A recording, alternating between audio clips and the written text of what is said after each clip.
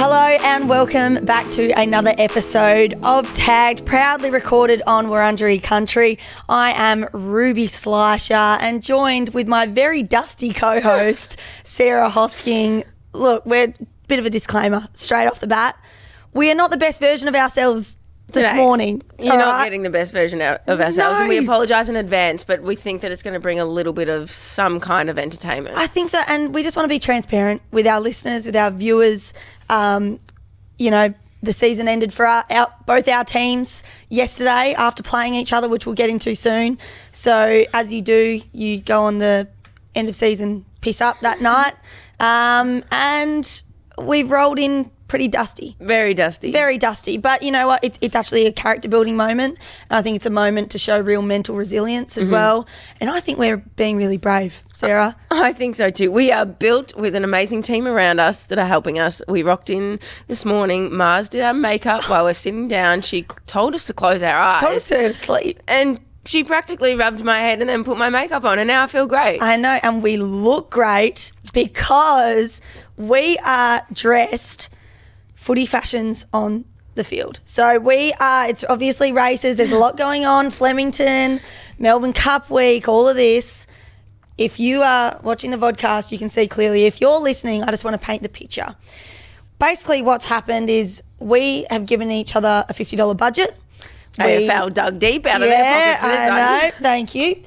We've given each other a $50 budget and we've gone off to up shops and bought each other the worst kit. The best, I thought. The best. Now, I'm a bit filthy, okay, because anyone that's listening, I'm in a hot pink off-the-shoulder dress with a little slit down one leg. It's a cute little number, but the back doesn't. I mean, all I've been able to do is uppers since being injured, so the back actually doesn't do up. I'm built like a swimmer these days. Because I'm banged up with my knee, producer Tegan's gone out for yours and she's gotten you a hot little leopard print number that I would wear on a Saturday night. And don't forget, I don't know how high I can get my hamstring here and if this is going to get in camera shot. Sorry, Teagues, the angle. But she's also got me these sexy little, what are they? They're not leopard prints. They're Zebra? like zebra stripes, but in the leopard print colours. And I'm nailing it. No, I know. I mean, the Fascinator is pulling it all together. Sarah's got talk me about a your hat. Fascinator. Can you call it a Fascinator? I've basically got a lampshade on my head, a bright orange lampshade. I look like the eye in the Pixar thing where it jumps and like the lamp and it jumps on the eye. It reminds me of, anyone that's been to the hairdressers and goes and sits down, or you see the old ladies sit there and they've got that big revolving circle around their head. No, honestly. That's what you look like. No, it's incredible. Anyway, if you want to see our outfits, head to our socials, Ruby_Slash. What's yours again? Sarah_Hosking. Sarah_Hosking. Real original. Tell us what one you like best. We'll review it next week and we'll find out who the winner is of who is best dressed. But I mean, I already know that you're the winner. You're pretty up there. You might wear that out later this evening. My next challenge is kind of like there's a little bit inside me that wants to go, hey, would you wear this outfit at the races? Because you could pull it off. Like when I was trying this, I was with one of the girls and intentionally walked out to them in that outfit and was like, what do you think? I got my outfit for the races. And she's like, I don't like the hat, but you can pull off the dress. But this comes back to what we were talking about a couple episodes ago, where we say, compliments. Do you tell people that you like something, even if you don't, to give them confidence? In this case, if I walked out in this hot pink dress and you told me you liked it, I would know you're full of shit. So anyone who said, oh, maybe, they're a terrible friend and you should get rid of them straight away. Yeah. It's beautiful. At least wear the Fascinator this week to the races, Yeah, please. I'll see what I can do. Or to hat. Be honest. Yeah, I know. Sun protection and all that, for sure. Well, as well as this lovely, beautiful hat Fascinator outfit that you got going on, you're also carrying a little bit of a knee brace there. Now, for our listeners last week, we actually replaced you with a catch, which was incredible. Outstanding. She was awesome. Well done, a catch. She was... I feel like the feedback on the episode is I almost lost my job. Yeah. She was brilliant. Yeah. That's why we're dressing you like this today. Exactly, because I've got some sort of pull. But talk to me about the knee brace. So for listeners, we let them in on a little secret that you did hurt yourself, but talk to us about where it's at What was it like in the moment? I just love accessorising. You know what I mean? I'm really big on accessories, especially because it's Melbourne Cup week. You know, I'm like, what makes me different? No, with my knee, it is what it is. It's so PCL, which is best case scenario. I feel like as soon as when it's like a knee injury, and I don't know if you've done any like knee injuries, but like I feel like touch wood, but as soon as it's not your ACL, there's this level of just like, it's fine then. You know what I mean? Because you know, particularly with how prevalent ACLs are in AFL women's, we see far too many of them each season. So as soon as that was ruled out, it's like, I'm fine. I'm mentally fine. I feel like mentally I maybe struggled a bit more with my foot. Again, maybe that's because I was trying to get myself back to play. So you've got timeline pressure, you're training through pain, you're trying to push, where with this it was kind of like, you know, well, basically to run you through the incident, I was out on the field. They threw me into the midfield for the last quarter. It was against Swans last weekend. And I didn't really, in my head, I didn't know what happened. I guess adrenaline and moments of the game, you're around the ball. I just felt like I was on the ground and I felt pain on my knee. And I was like, oh, it's just a stinger. I went to stand up and run back to my position and my knee collapsed on itself. Like it felt like the bottom half of my leg shifted from the top half. And straight away I went, oh no. So I went back down to the ground, got carried off, got tested by the docs and stuff like that. And they obviously don't want to tell you anything in case, you know, they don't want to tell you, hey, it feels pretty good, in case there is a little tear there, or in case, you know, getting your hopes up. You almost want to expect the worst and hope for the best. Did you think you'd done your ACL? Well, at the time, I kind of looked at the doc's face. I did. Yeah. I looked at the doc's face and he sort of looked at I saw him looking at the physio and I didn't love the look he was giving, and they also weren't going to give me the reassurance of, you know, you're okay, because you just don't know, because there was looseness in there, but it wasn't necessarily the ACL. But I think I've never felt a feeling like that of the bottom half of my leg collapsing and like feeling like it's separate to the top half of my leg. But yeah, straight into actually the worst part was I'm devastated. I've hurt my knee in my second game of the season. I'm in tears. Asada decide that's a good time to come and drug test me. So I am like devastated. I'm like, and I understand it's all part of the game. I have not once been wee tested. I've been hair tested before in pre-season. Not once have I been wee tested. I wasn't that good against Geelong to warrant a wee test the next week. But the one game, and also it was a 24-degree day. It felt hot up in Sydney. And so I was so dehydrated, we almost missed the flight. Me and Sabrina Frederick-Traub, we were the two that got tested because we couldn't wee. So we were like trying. We're like sculling Gatorades, all this. I'm there like devastated, just like trying to hold back tears on phone to my family and stuff like that.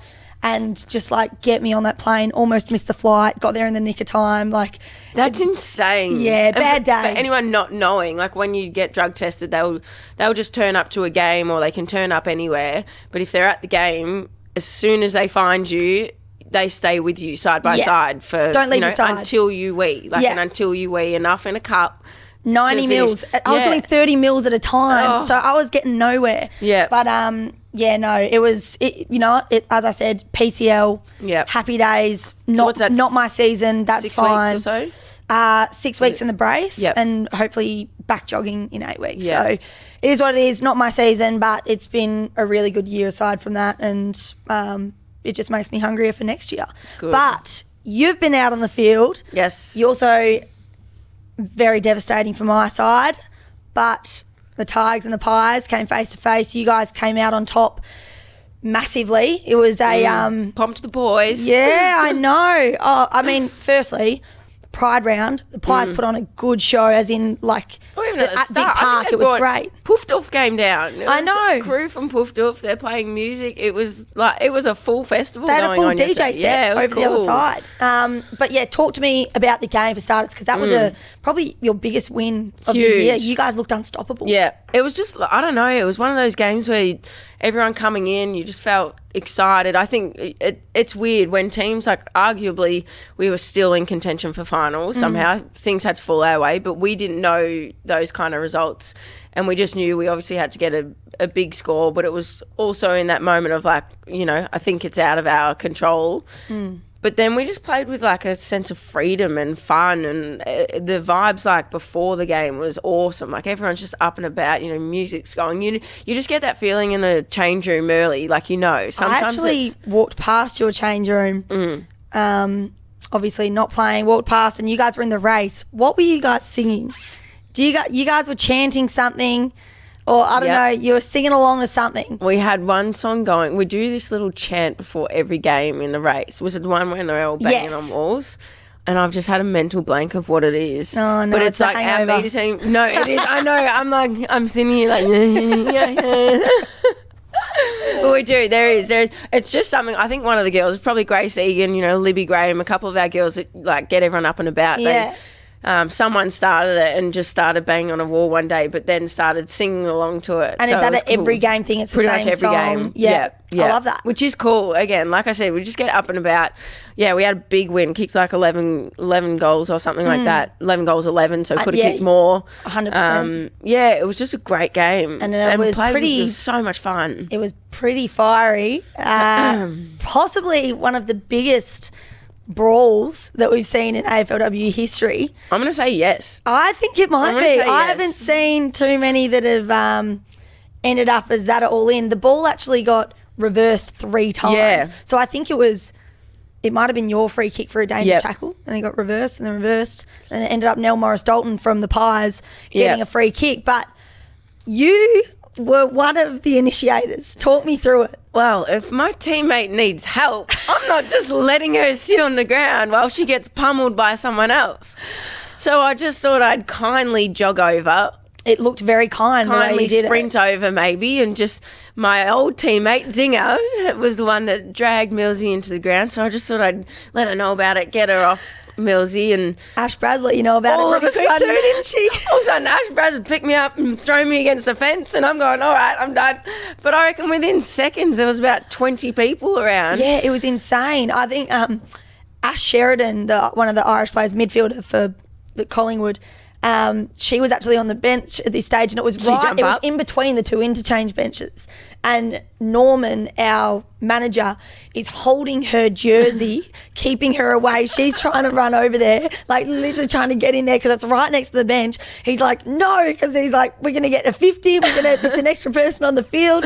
So it was all in. If you haven't had a chance, go back, and it's one of the better melees we've seen in the AFLW. I'm telling you, there was word is one of the parents was over the fence trying to grab one of the Collingwood girls' jumpers to try and get her off. It was, it was fun, unbelievable. It was fun. You love that sort of stuff. Love that stuff. I think it's all part of the game, and I think it's great. Like, especially, obviously, no one gets hurt, kind of thing. But I think, it gets fiery, it gets a little bit heated. I think it's all part of it. I do love because it really tests the character of your teammates. Yeah, and you know, like we've literally taken the out of some of our teammates because you might see like this little scuffle on the ground or something, and someone's close by. Now you've got an option here to either run and help, and it's like you either get in there and really help, or run the opposite direction. 100%. Now, we got a few teammates that do that here or there, or that claim they've been in a fight. I remember Maddie Shevlin had, I think it was Dakota Davidson, Beth Lynch was around, or so it was little fight, broke out. Wasn't even a fight, but Mads was like, God bless her. Oh, guys, I got in my first fight today. And we're like, what? No, we didn't see it. Where is it? And she's like, I'll get the footage back. She runs up. Beth Lynch is just in a scuffle. And then Chev runs up, gets about a metre away from her, goes like this, doesn't touch him, bolts the opposite direction. No. And she was adamant she had literally picked a fight. I was pushing him around. I gave us all the descriptive words. It feels like that sometimes, though, doesn't it? Some just have a wonderful imagination. See, I'm the type that it's like, I'll go into bat for my teammates. If it's like, I'll go stick up for him for sure. But I'm also the one that I'll probably do it with a smile on my face, and I'll be like, come on. Like, we don't actually want to hit each other. Exactly. Well, at the end of it, I'll wrap my arms around Zinger, and I was just like, I loved our little scuffle before. And Ash Braz came up to me at the end of the game and goes, mate, I'm so sorry. I didn't realise I just picked you up and threw you into the fence. Yeah, exactly. Yeah. Have you got anyone in your team that is one of those teammates that would run away from a fight?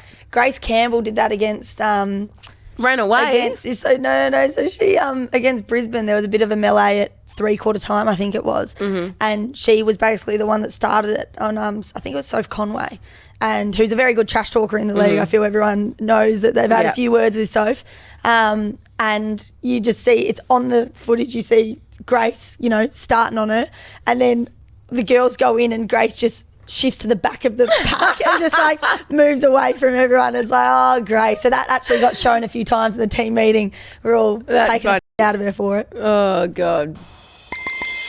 All right, so you've got dinner going out tonight somewhere in the week. You go out with a group of friends. I want to talk about the courtesy and etiquette around food sharing. So, like, you go to a dinner with a group of people and are you the person that pops your hand up and goes, guys, we're all sharing dinner tonight. Let's just get share meals? I would rather, I can put food away. You know what I mean? Like, girl can eat. Girl gotta athletes, eat. Girls gotta eat. So, I'm the type, I will order myself, maybe a steak, a couple different sides, a few different, veg and all that sort of thing to taste. I'm kind of I don't care if I'm going out to dinner, it's a nice occasion. I don't care if it ends up a bit pricey. I want to make sure I'm eating what I want to eat, which is why I have a problem with the share plates because I'm I feel like you end up leaving not full. Dissatisfied. Yes, too. 100%. And a little bit like you wish you piped up and said, should have got my own plate. I know. Or, you know what I hate is when you've got a vegan friend, a veggie friend. Forget about it. I don't have any, but for that reason. No, the only times I have vegan friend, veggie friend, someone with allergies, and then all of a sudden it's they're still included in the sharing. I've ordered one thing that I desperately want. Oh, will anyone have one of these? Because I will order a second plate if you will. No. I won't touch it. My little duck pancake wraps come out. Ooh, they look good. Can I just have one? Into it. Guys, I would have ordered another one if you just told me you're going to take my food. 100%. No, I think I'm a big believer of if it's a date, awesome. If it's two people, you share, absolutely. I think 3 people is max. Yeah. Any bigger than that, and I think it just doesn't work. And there's always that one person that decides to just order a bunch of salads for the table. Yeah, I'm sorry.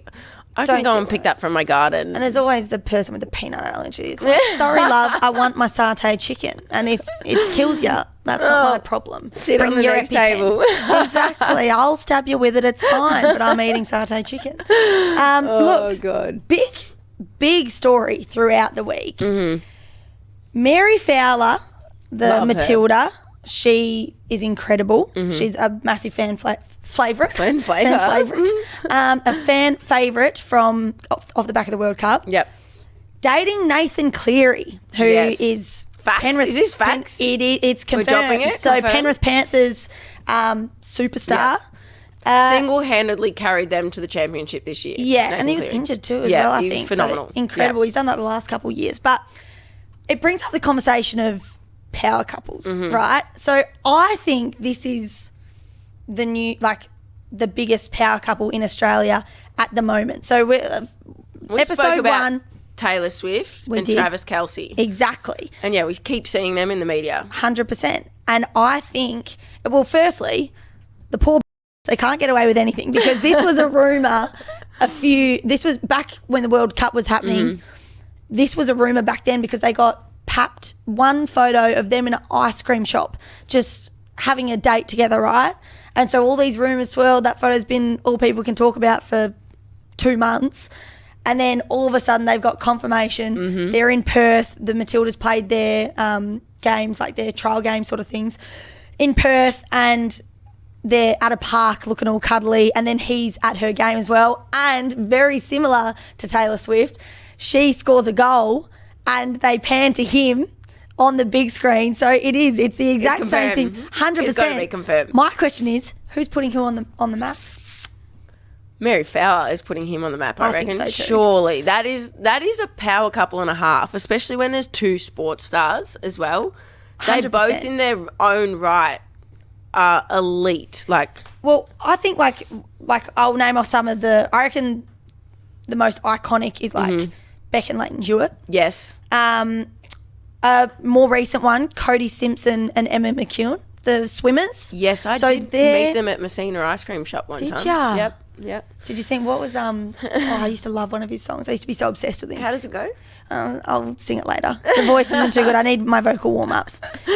Mitch Starc and Alyssa Healy. Yes. Cricketing power couple. That is a power couple. But I think this one takes the cake. I reckon it takes the cake because I'm going to say Mary Fowler is the driver of this relationship because she is a global superstar now. The reach of the sport. sport. We're just going the reach of it and what now. Matildas have done as well. I mean, like Yep.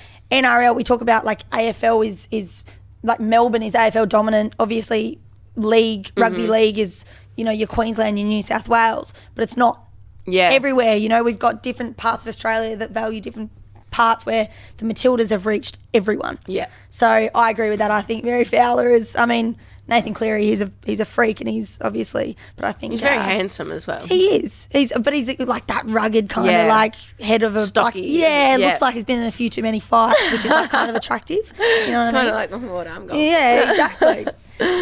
Bully me. Look, we're going to go into the tagged list. Yes. What have you got for this week? This week, I'm going my favourite coffee shop down in Richmond. It is My Oh My Espresso. So they're right up down Swan Street on the corner of Swan and Church. Okay. They are awesome. Look after us all the time. Go down there. Knows my orders. Get a chai. I'll have a coffee. You'll sit down. Always looking after it. So Adam and Alan down there. Big shout out to them. Beautiful. Yep. Love it. What's yours? I've actually got someone I've known for since I was younger.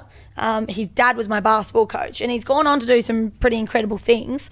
His name's Jared Majda. On Instagram, his name's Body Magic. So he's actually a PT and you might see him because he trains a lot of the AFL boys. So Luke Jackson, Trey Rusco, Trent Rivers, a lot of the WA boys, he's based in Perth, a lot of the WA boys who move away for footy or whatever, they come back in the off season and he trains them and gets them fit and firing. Like these boys come out in the best nick. But he also has a podcast, a back chat it's called. And he got on there an ex-St Kilda player who now does Ironman. So Jared's just a PT. He agreed on the podcast to do an Ironman he has no cardio like background. So he is insane. I think he made the agreement. He had, I think, 6 months to train and he's doing the Ironman in, I think, next month or in 2 months' time. He's doing the one in Bustleton. Follow him because he vlogs his journey. He's always putting up stories every day.